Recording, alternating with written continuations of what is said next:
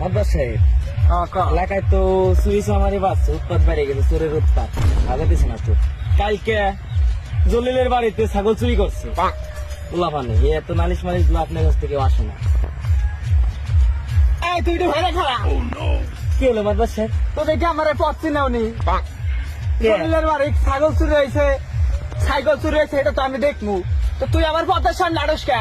আমি যদি আপনার পথ না দেয় তা আপনি এদিকে যাবেন খালি। আরে এটা নতুন চোখ লাগাইছি, চশমা কিনছে 8,000 টাকা দেয়া, বুঝাস তুই কিছু? নতুন লাগাইছি, তুই সাইডে থাক। তো কি হয়েছে ক? ওই জলিলের বাড়িতে বলে এই মাদ্রাস সাহেব তোরে আমি কইছি যে সামনে আসিস না, সামনে আসিস না, সামনে আসিস না, একবার কইছি তোরে। আরে আমি এই জায়গায় কি করলাম? আপনি এই জায়গায় পড়ে গেলাম, আপনি তো কইলাম আমি যদি আপনি না দিই আপনি যাবেন খালি। দেখ দি নতুন তাবনটা খাইছে, যার পর যাই কইছে তো কি কি খাবার খাইছিলি? A few moments later. এই চোর কোথায়? এই যে নি দশ চোর। হ্যাঁ হ্যাঁ তখন নিগে তোরা কি কি চুরি করছুন? সাইকেল, মোটরসাইকেল সব চুরি ছিল না? আর আমি এক্ষুনি মাদ্রাসে ফোন দিতেছি।